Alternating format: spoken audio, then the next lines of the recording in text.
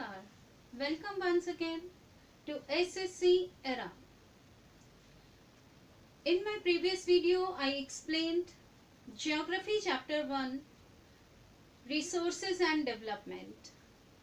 That was the part 1 of the video of that chapter, and we have discussed the definition of resources, and we have also see how we can transform any substance that is available in the environment into a resource if it fulfills certain conditions.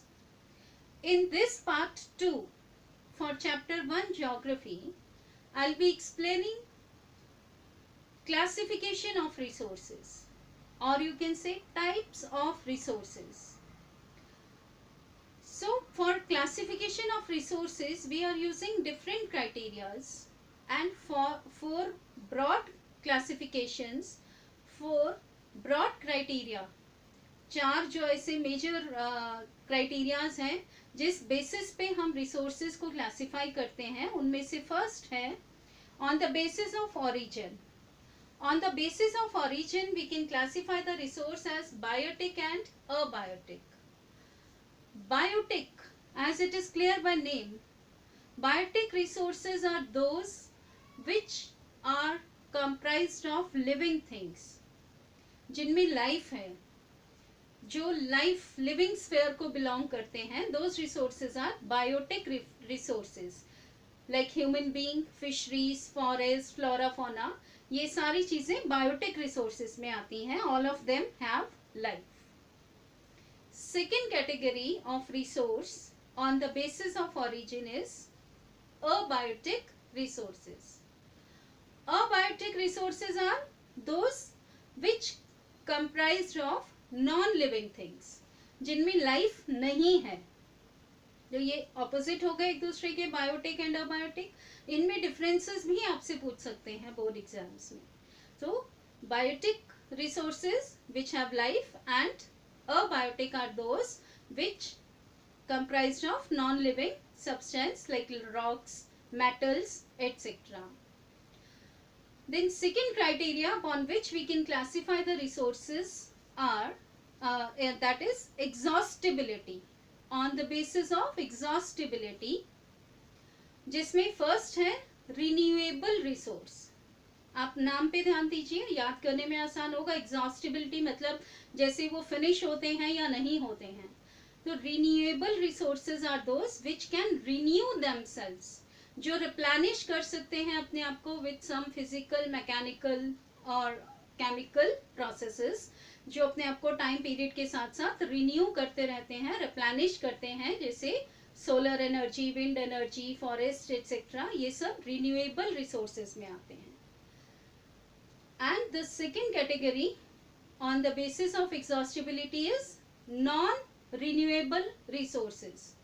यहाँ भी नाम से आपको समझ में आ रहा है, the resources which can not renew themselves, और जिनको बनने में मिलियंस ऑफ ईयर्स लग रहे हैं, जैसे फॉसिल फ्यूल्स हो गए, मेटल्स हो गए. ये सालों से, सदियों से बनना इनका रहता है. इनको नॉन रिन्यूएबल रिसोर्सेज की कैटेगरी में रखा गया है. तो अभी तक हमने दो क्राइटेरिया किए. First on the basis of origin, biotic and abiotic. Second on the basis of exhaustibility, renewable and non-renewable. Third category or the third criteria on which we can classify the resources is on the basis of ownership. Who owns a resource? Like I say, it's my pen, or this is my house. तो ये चीजें कैसे हैं? These things are in my possession. ऐसे ही कुछ चीजें होती हैं जो पब्लिक के पोजीशन में होती हैं. पब्लिक पार्क्स हो गए, कुछ चीजें होती हैं नेशनल बाउंड्रीज के अंदर, और कुछ चीजों को हम इंटरनेशनल बाउंड्रीज में कंसीडर करते हैं. तो on the basis of ownership we have 4 categories of resources. First is individual, जो which are owned by an individual. जैसे प्लॉट हो गया आपका, फार्म हाउस हो गया, तो एक पर्टिकुलर पर्सन को वो बिलोंग करती हैं चीजें, those come under individual resources. And secondly we have community resources. Community resources are those which are for public used. The resources which are used for public benefit, जैसे public parks हो गए, village commons हो गए, ये सब चीजें आती हैं community resources में. Then national resources are those which are in possession of the nation. जैसे पॉलिटिकल बाउंड्री है, तो within the political boundaries of a nation whatever comes, minerals, roads, water, plots, even individual property is considered as national resource. And the development authorities have the right to take over और acquire public properties for private properties for public good. जैसे कोई सड़क बननी है, कोई बड़ा project है, industry setup होनी है, तो उसके लिए जो अथॉरिटीज हैं वो पब्लिक प्रॉपर्टी को एक्वायर कर सकती हैं. उसके लिए रूल्स रेगुलेशंस कॉन्स्टिट्यूशन में गिवन है, और वो कॉम्पनसेशन के बदले उस प्राइवेट प्रॉपर्टी को पब्लिक वेलफेयर के लिए यूज कर सकते हैं. तो जितने भी रिसोर्सेज पॉलिटिकल बाउंड्रीज में आ रहे हैं वो, प्लस ओशन वाटर्स जो हमारे टच हो रही हैं बॉर्डर्स को, वाटर बॉडीज, ओशंस, उसमें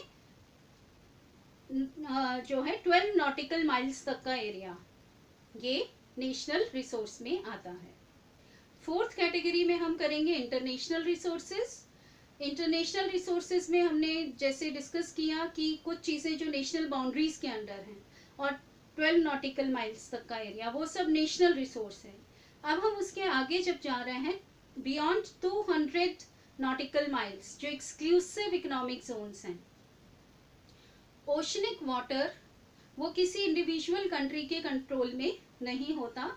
उसके ऊपर अगर आपको कोई रिसर्च या कुछ भी करना है, उसके लिए आपको इंस्टीट्यूशंस जो हैं, इंटरनेशनल इंस्टीट्यूशंस, उनसे कंसेंट करने की ज़रूरत पड़ती है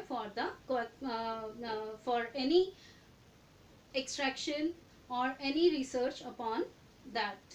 तो वो सारे रिसोर्सेज आ जाते हैं हमारे जो ओशनिक वाटर्स हैं बियॉन्ड 200 नॉटिकल माइल्स, और जो एक्सक्लूसिव इकोनॉमिक जोन में हैं उनको हम इंटरनेशनल रिसोर्सेज कंसिडर करते हैं.